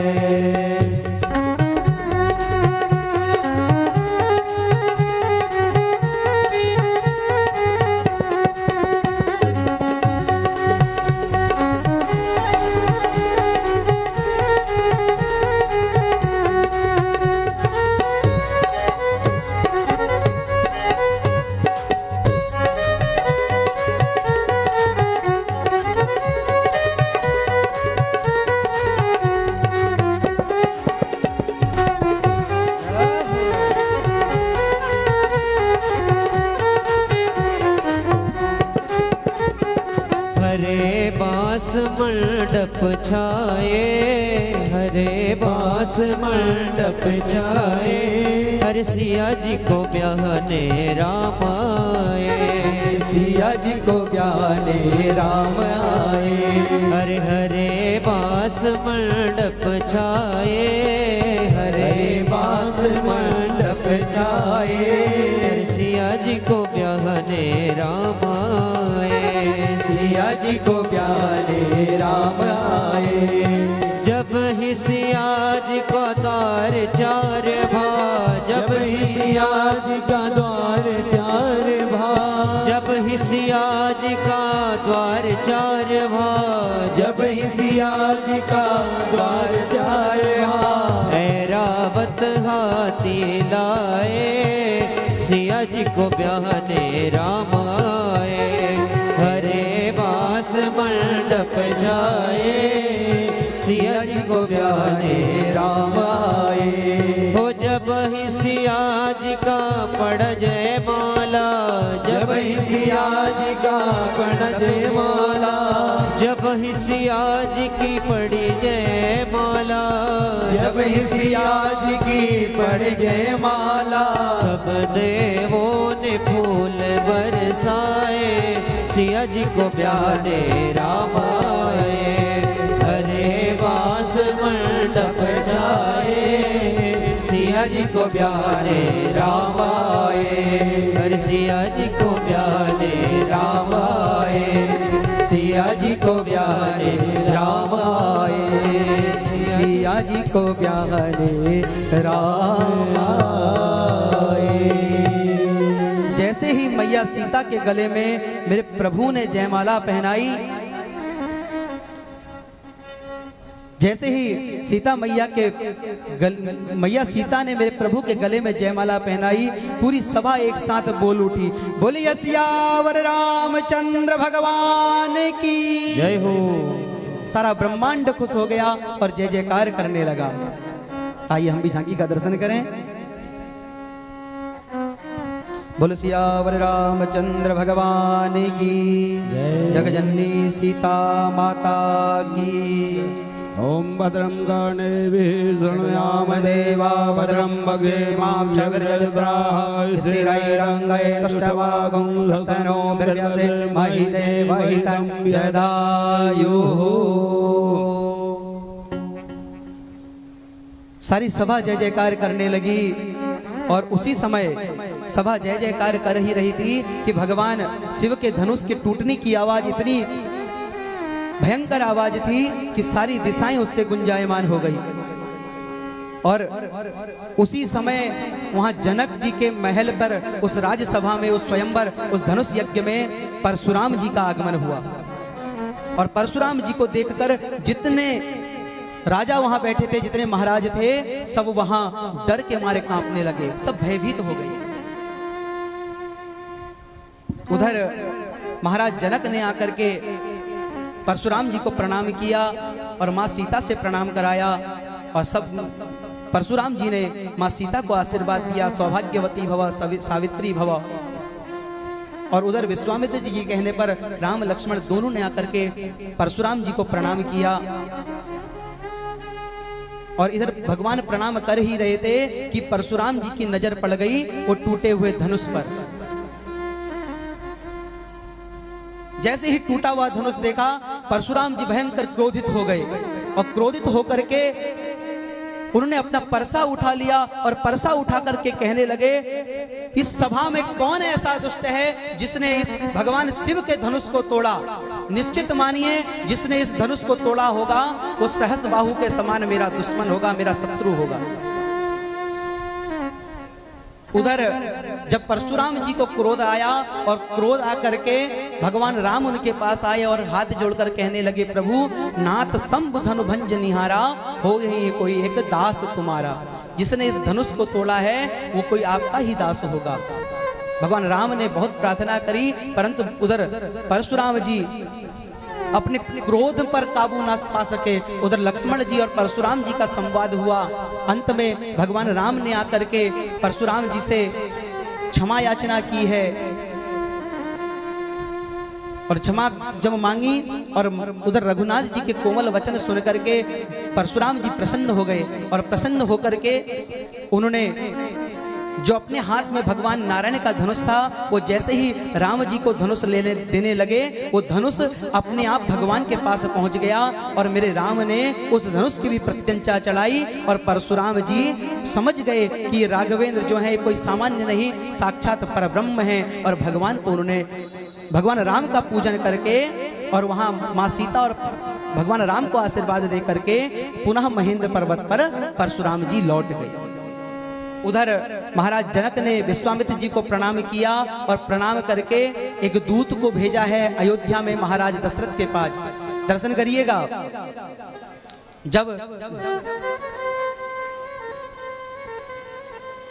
जजमानों से आग्रह है आप बैठ जाएं अपने स्थान पर।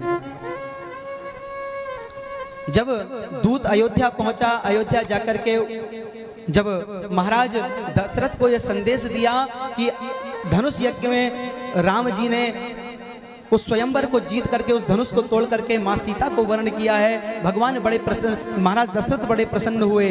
और इधर उन्होंने भरत जी को यह समाचार दिया और पूरी अयोध्या दुल्हन की तरह सजाई गई और महाराज ने आदेश दिया कि बारात लेकर चलनी है।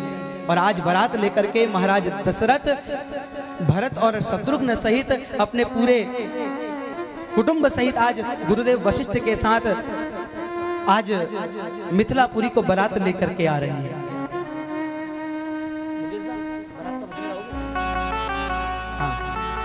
और उधर बारात चल रही है और बारात जब चली और सारे जितने बाराती थे जब मिथिला के समीप पहुंचे, आज जनकपुरी को सजाया गया है और जितने बाराती थे सब वहां जनकपुरी आए और जनकपुरी आकर के महाराज दशरथ ने जनक जी से मिले और मिल करके जनक जी ने उनका आदर सत्कार किया।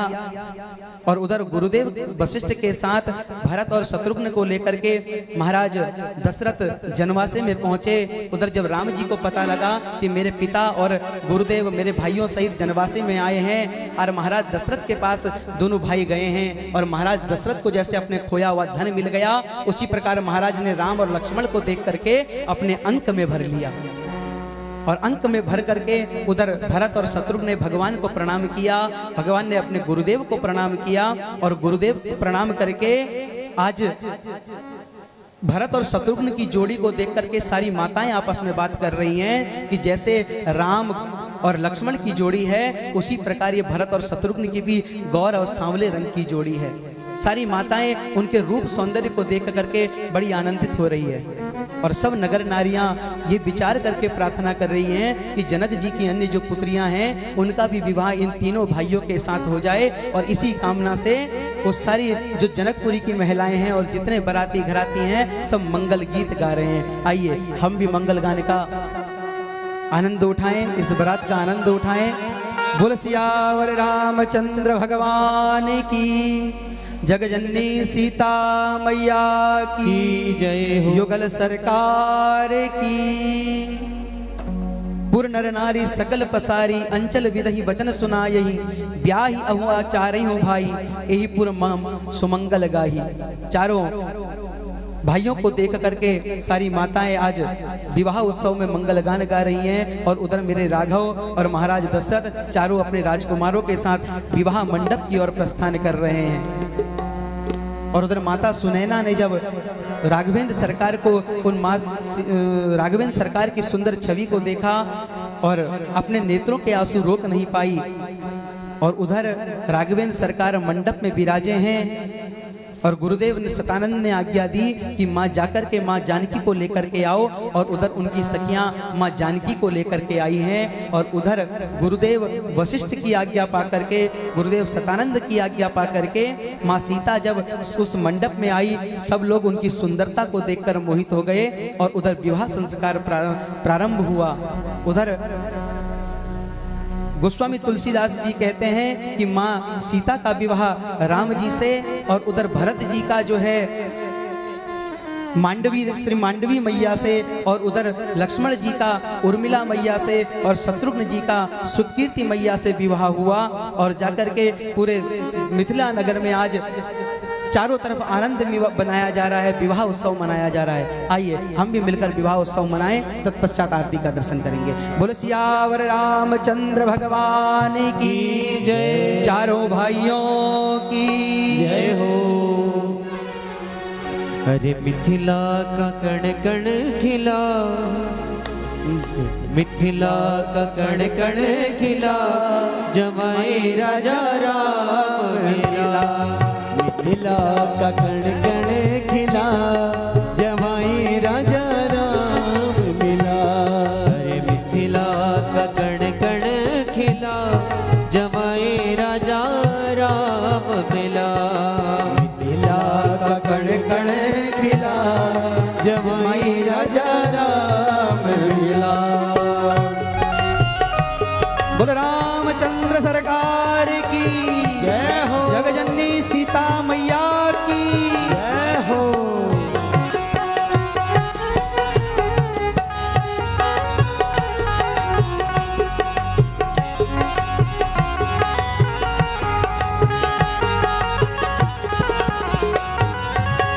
जनक सुता तुम नहीं हो ऐसे, जनक सुता संग तुम नहीं हो ऐसे, जनक सुता संग रहियो ऐसे, जनक सुता संग रहियो ऐसे।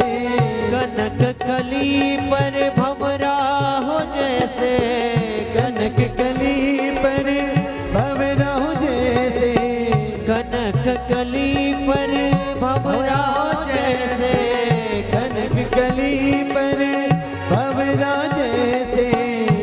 रामचंद्र चकोरी सिया, रामचंद्र चकोरी सिया, जमाई राजा राम मिला। खिला का कण कण खिला, जमाई राजा राम मिला। मिथिला का कण कण खिला, जमाई राजा राम मिला।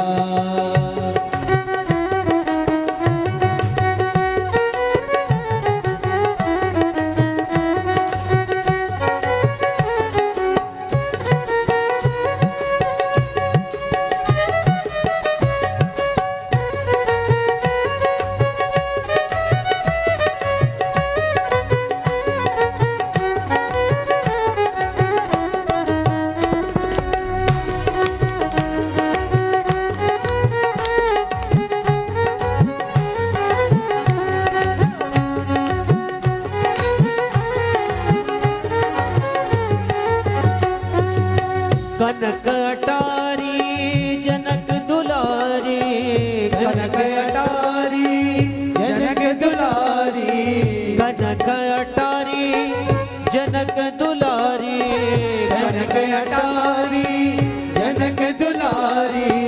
निरख रही है तो है धनुधारी, निरख रही है तो है धनुधारी। तुमको छुपा, लेके पलकों में तुमको छिपा, जमाई राजा राम मिला, मिथिला का कण कण खिला, जमाई राजा राम मिला। अरे मिथिला का कण कण खिला, जमाई राजा राम मिला, मिथिला का कण कण खिला, जमाई राजा राम मिला।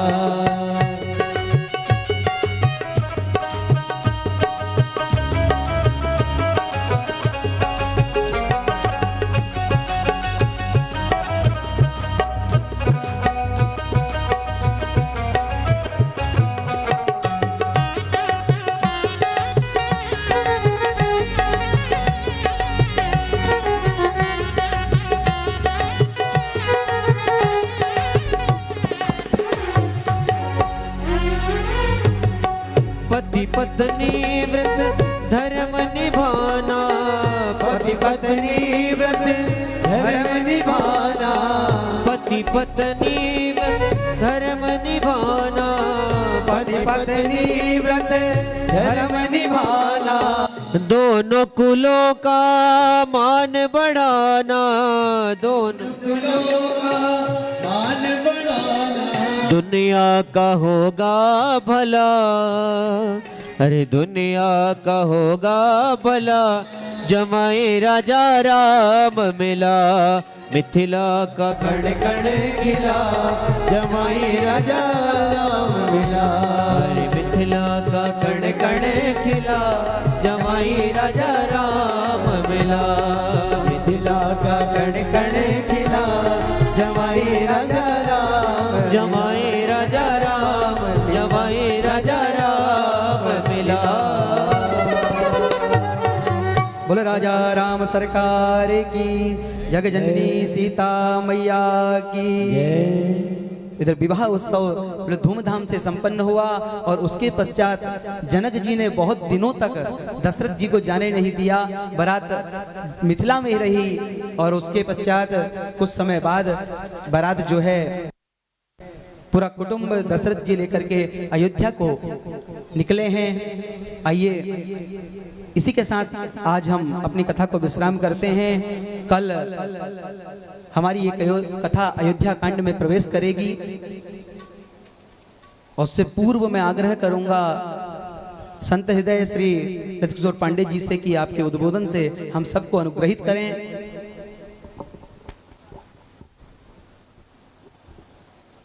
बोल सियावर रामचंद्र भगवान की, जगजननी सीता माता की, बजरंग बली भगवान की, उमापति महादेव की, ओंकारेश्वरी मैया की, नमः पार्वती पतये हर हर महादेव।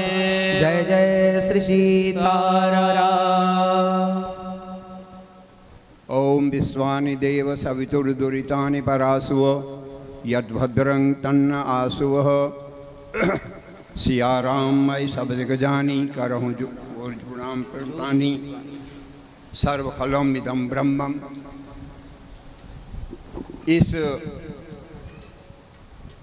ज्ञान गंगा के व्यासासन पर विराजमान व्यास जी इस पावन भूमि की संरक्षिका माँ सरस्वती जी, पार्श्व में स्थित सांगाय सवधाय सवनाय सपरिवाराय ओंकारेश्वरी देवी जी, आपको बहुत बहुत प्रणाम करता हूँ।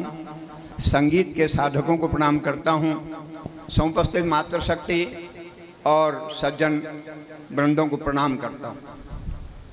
यूँ तो कथा कल अयोध्या कांड में प्रवेश करेगी, व्यास जी पर निर्भर है वो कथा को कल कहाँ तक ले जाएंगे। मगर ये जो संगीतज्ञ हैं ये बड़ी चतुराई से कथा को बहुत आगे पहुंचा देते हैं। पहले दिन से इन्होंने गुनगुनाना शुरू किया, करते हो तुम राघव मेरा नाम हो रहा है। कौन कह रहा है इसको? यद्यपि व्यासासन से अभी हनुमान जी का प्रवेश नहीं हुआ है, लेकिन इन संगीतज्ञों ने इसको पहले दिन हनुमान जी को यहाँ प्रवेश करा दिया। इसलिए प्रवेश करा दिया कि यदि एक ही समय में 1,00,000 स्थानों पर भी राम कथा होती है तो हनुमान जी उन सारी राम कथाओं को श्रवण करने के लिए उपस्थित रहते हैं। वो यहाँ आज भी उपस्थित हैं।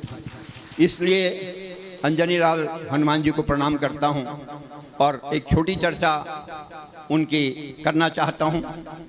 जब लंका विजय हो गई, भगवान राम ने अपने समीप बिठाया, कहा हनुमान जी तुमने लंका कैसे जला दी? उन्होंने वही बात कहा, करते हो तुम राघव, मेरा नाम हो रहा है।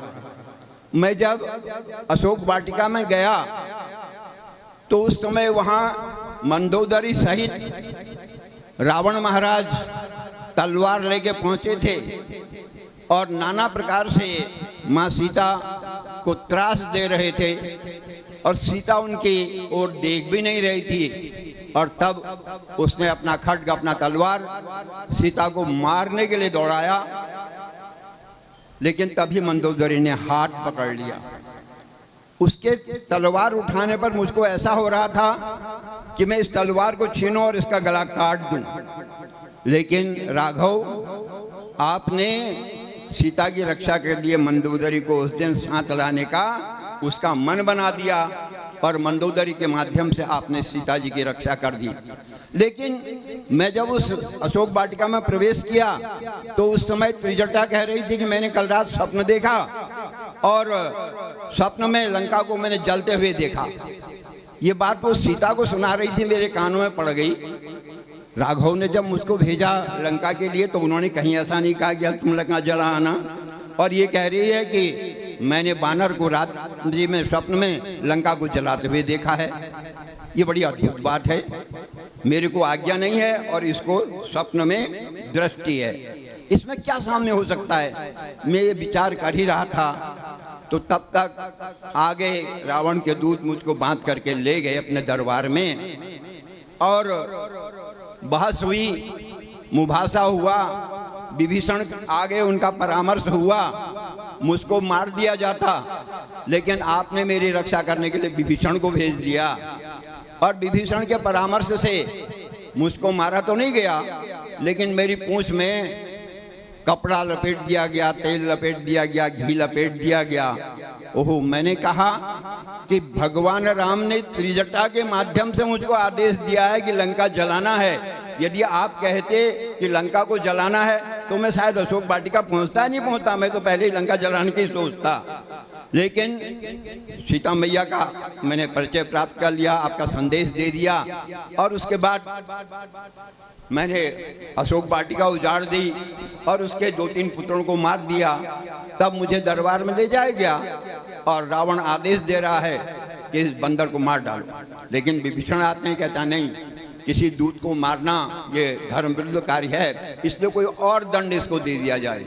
तब दंड देना हुआ कि बानर को अपनी पूंछ पर बहुत ही गुमान होता है, इसलिए उसके पूंछ को जला दिया जाए। अब वो तो हनुमान थे, अंजनी पुत्र थे, लंका में जब प्रवेश करे थे तब भी तो वो सर्पों की माँ इतना मुंह फैला दे रही थी कि वो प्रवेश ही नहीं करने दे रही थी। तब फिर छोटा सा मच्छर का रूप बना करके उसके पेट में प्रवेश हुए और पेट में प्रवेश हुए, वहाँ फिर उन्होंने अपना भयंकर रूप पेट के अंदर धारण किया और बाहर निकल गए। तो वो तो कुछ भी कर सकते हैं, तो इसलिए उन्होंने अपनी पूंछ बढ़ानी शुरू करी। कहते हैं लंका में तेल और घी तथा वस्त्र बचे ही नहीं, इतने लपेट दिए गए और फिर उन्होंने उसी पूंछ को सारी लंका में घुमा दिया और त्रिजटा के माध्यम से जो संदेश हनुमान जी को आपने भेजा था राघव जी, उसको मैंने परिपूर्ण कर दिया। मैं तो कुछ भी नहीं करता हूँ, आप ही करते हैं और नाम मेरा होता है। ये गाना पहले दिन से संगीतज्ञ गुनगुना रहे थे, मैंने उसका थोड़ा सा विश्लेषण आपके सामने किया कि हनुमत की जैसी दृष्टि, हनुमत की जैसी बुद्धि, हनुमत का जैसा कृतित्व, हनुमत का जैसा सेवा भाव और हनुमान का जैसा कोई अभिमान नहीं, मैंने ये कर दिया, मैंने वो कर दिया। मैंने ऐसा कर दिया, मैंने वैसा कर दिया। बहुत से लोगों को वो होती है, वो अपने ही कहते हैं, दूसरे की सुनते नहीं हैं और केवल अपना ही श्रेय लेना चाहते हैं। तो अपना श्रेय लेना ये बहुत अच्छी बात नहीं है। श्रेय भगवान देता है, जिसको भगवान ने श्रेय देना होता है वो दे देता है। और यदि हम अपना श्रेय लेने की कोशिश करते हैं तो फिर हम अभिमान में चले जाते हैं, घमंड में चले जाते हैं, स्वार्थ में चले जाते हैं, आदि आदि माया के मोह में लिप्त जाते हैं। तो ये कथा ये कह रही है कि निर्वैर भाव से निर्लिप्त होकर के और अपने मन को कंचन बना करके मन के भाव से कथा में प्रविष्ट होकर के कथा श्रवण करेंगे तो कल्याण हो जाएगा। तो यही जो कथा का सार है और मैंने हनुमत जी के माध्यम से उसको आपके सामने किया। अभी आज अयोध्या कांड में प्रवेश करने की घोषणा हुई है, अभी कथा के दिन बाकी हैं। मैं एक बात आज अवश्य कहना चाहता हूँ कि एक कहावत है, घर का जोगी जोगीना आन गांव का सिद्ध। बहुत से लोग कहते हैं अरे वो दीपक मिश्रा हमारे कल्याणपुर का ही तो है, क्या क्या कथा कर रहा होगा, ऐसा बहुत से लोग कहते हैं। देखिए भाव ये होना चाहिए कि हमारे गांव के दीपक मिश्रा जो व्यासासन पर विराजमान है वो केवल कल्याणपुर के मिश्रा हैं इस भाव से नहीं, बल्कि ये इतने सफल हों कि भारतवर्ष में इनकी कथाएं विख्यात हों। इस भाव से यदि आप कथा सुनेंगे और इस कथा में आप तन मन धन से सहयोग करेंगे तो निश्चित रूप से इनका उत्साह बढ़ेगा और ये अपनी कथा को केवल कथा ही नहीं, जैसे मुरारी बाबू जी की मैं एक बात बता, मैं बीए का स्टूडेंट था, मुरारी बाबू की कथा नैनीताल में सत्संग भवन में चल रही थी, उसमें 10-20 लोग तो उनके साथ गुजरात के थे, मुश्किल से नैनीताल के 50 लोग भी नहीं थे, लेकिन मुरारी बाबू ने वहाँ भी कथा करी। और आज तो मुरारी बाबू का कहना ही क्या है, उन्होंने एक पूरा बोइंग कर लिया और नभ में आसमान में उन्होंने कथा करी। उन्होंने एक हवाई पानी जहाज कर लिया और उसमें 9 दिन तक जहाज चलता रहा और कथा चलती रही। उन्होंने थल में, नभ में, जल में, यहाँ तक कथा कर ली। जो चीन ने तिब्बत हमारा छीन लिया था उस कैलाश मानसरोवर में भी उन्होंने कथा कर दी। और लगभग भारतवर्ष में, दुनिया में ऐसा कोई देश नहीं रहा होगा जहाँ भारतवर्षी हो और मुरारी बाबू की कथा न हुई। तो इसलिए हमारा यही भाव रहना चाहिए। गुजरात के लोगों का ये भाव था, उन्होंने मुरारी बाबू को मुरारी बाबू विश्व प्रसिद्ध कथावाचक बना दिया। यदि हम गोलापार के निवासी भी इसी भाव से कथा को सुनेंगे और इस कथा को तन मन धन से सहयोग करेंगे तो निश्चित रूप से हमारे बीच से भी एक मुरारी बाबू जैसा कथावाचक आने वाले भविष्य में उत्पन्न होगा, ऐसी मेरी आशा है, मैं ऐसे अभिलाषा करता हूँ। और यद्यपि व्यासासन को आशीर्वाद देने की स्थिति में नहीं हूँ, लेकिन मेरी भावना है कि वो अपना भविष्य इस प्रकार उज्जवल करेंगे। इन्हीं शब्दों के साथ ओम शांति।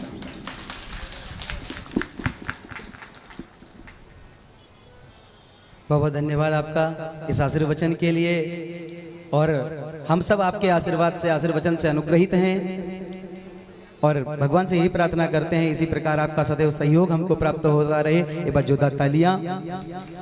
और आइए हम आरती का दर्शन करें, विलंब भी बहुत हो चुका है, आइए आरती का दर्शन करें।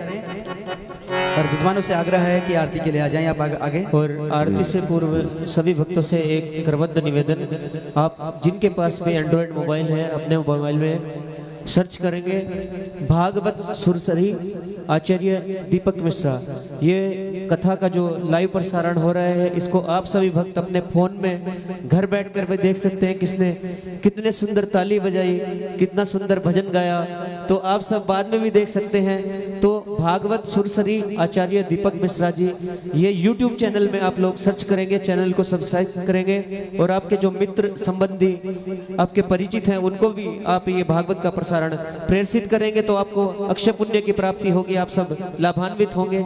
जय जय श्री सीताराम। ओम चंद्रमा मनसो सब लोग खड़े हो जाए अपने स्थान पर। श्रोता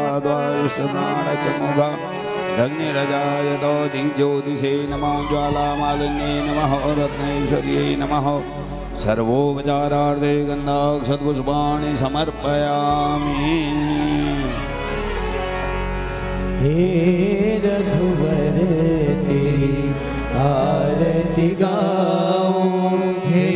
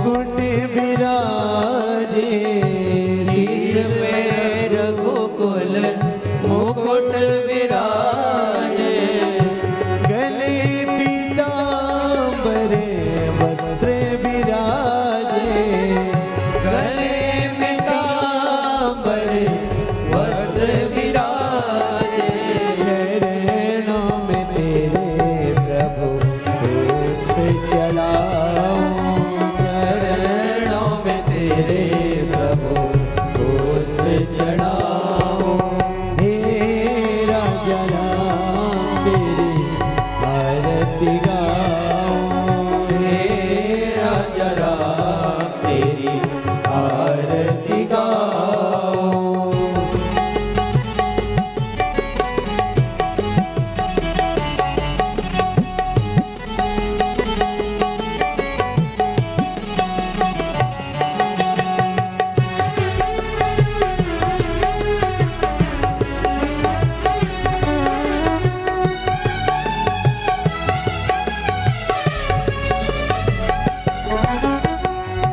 पाए शोभित है जग जननी माए शोभित है जग जननी चरणों में बैठे हैं सुत अंजनी चरणों में बैठे हैं सुत अंजनी मैं बलिहारी प्रभु तुम पर जाऊं मैं बलिहारी प्रभु तुम पर जाऊं हे राजा राम तेरी आरती गाऊं हे राजा राम तेरी आरती गाऊं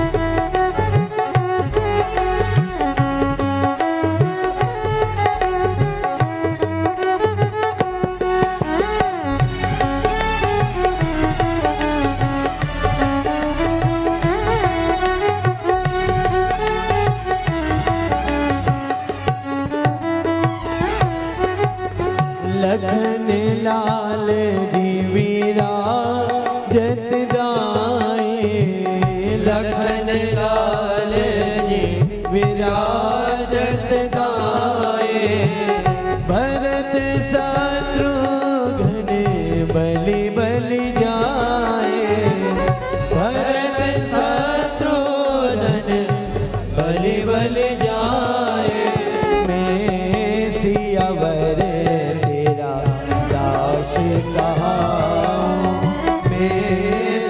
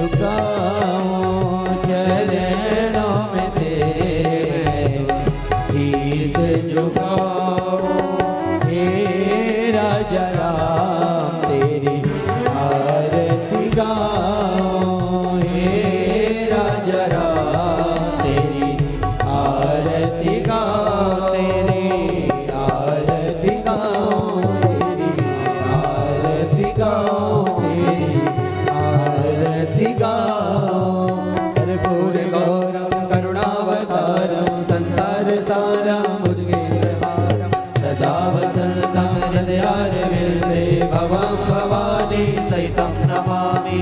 त्वमेव माता च पिता त्वमेव बन्धु च सखा त्वमेव विद्या द्रविणं त्वमेव सर्वं मम देवदेव।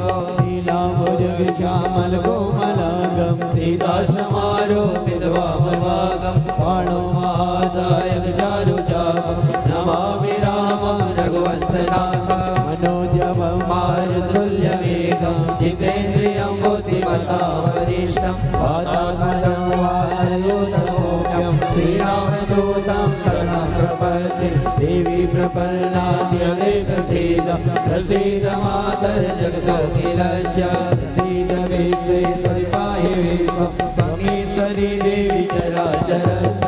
कायेन वाचा मनसेन्द्रियेण बुद्ध्यात्मना वा निःस्वभाव करोमि यद्य सकलं परस्मै नारायणायेति समर्पयामि नारायणायेति समर्पयामि नारायणायेति समर्पयामि। नीराजनं निवेदयामि जलेन शीतलीकरणेन पुष्पे देवतादिवन्दनं हस्ताभ्याम् आत्मादिवन्दनं हस्तप्रक्षालनं मन्त्रपुष्पाञ्जलिम्। ॐ जग्नेन जग्नमय जन्तदेवास्तानि धर्माणि प्रथमान्यासन्नो देहनागं महिमानः सचन्द्र यत्र पूर्वे साध्याः सन्ति देवाः। ॐ एकदन्ताय विद्महे वक्रतुण्डाय धीमहि तन्नो दन्ती प्रचोदयात्। ॐ नारायणाय विद्महे वासुदेवाय धीमहि तन्नो विष्णु प्रचोदयात्। महालक्ष्म्यै च विद्महे विष्णुपत्नी च धीमहि तन्नो लक्ष्मी प्रचोदयात्। हंसाय विद्महे परमहंसाय धीमहि तन्नो शुक प्रचोदयात्। राजन्यपर्याय विद्महे कालिंगापुत्राय धीमहि तन्नो गुल्जु प्रचोदयात्। सेवन्तिका बपुलचम्पकपाटलाब्जे उन्नागजादिकरवीररसालपुष्पे बिल्वप्रवाल तुलसीदलमञ्जरीभिः त्वां पूजयामि जगदीश्वर मे प्रसीद। नाना सुगन्धपुष्पाणि यथा कालोद्भवानि च पुष्पाञ्जलिर्मया दत्त ग्रहाणो परमेश्वर। मंत्रपुष्पाञ्जलिं समर्पयामि। 4 परिक्रमा अपनी जगह पे। ओम जय तीर्थानि प्रचरन्ति शतास्तानि खङ्गिणः देघागुं सहस्रयोजने वधन्वानि तन्मसि यानि कानि च पापानि जन्मान्तर्गतानि च तानि सर्वाणि नश्यन्तु। प्रदक्षिणां पदे पदे प्रणाम करिएगा। नमो सर्वेदाताय जगदाधार हेतवे साष्टांगोऽयं प्रणामस्ते प्रयत्नेन मया कृता दीनत्वेन मया कृताः। बोल श्री सीतारामचंद्र भगवान की जय हो। बोल व्यासी भगवान की जय हो। बोल सुखनारायण भगवान की जय हो। बोल सौनकादि ऋषियों की जय हो। धर्म की जय हो। अधर्म का विनाश हो। प्राणियों सद्भावना हो। विश्व का कल्याण हो। भारत माता की जय हो। जगदम्बा माता जय हो। नमः पार्वती पदे हर हर महादेव। जय जय श्री राधे जय जय श्री राधे जय जय श्री सीताराम। हरि। एक बार फिर से सभी भक्तों से निवेदन, जिनके पास एंड्रॉयड मोबाइल है सभी भक्त कृपया ध्यान दें। जिनके पास एंड्रॉयड मोबाइल है यूट्यूब में जाइए, कृपया कर यूट्यूब में जाइए और YouTube में आप सभी भक्त हिंदी में सर्च करेंगे भागवत सुरसरी आचार्य दीपक मिश्रा। और जो सर्च नहीं कर पा रहे हो बच्चों को दे देंगे फोन, बच्चे अच्छे से कर सकते हैं, बच्चे ये काम बहुत अच्छे से करते हैं। तो सभी अपने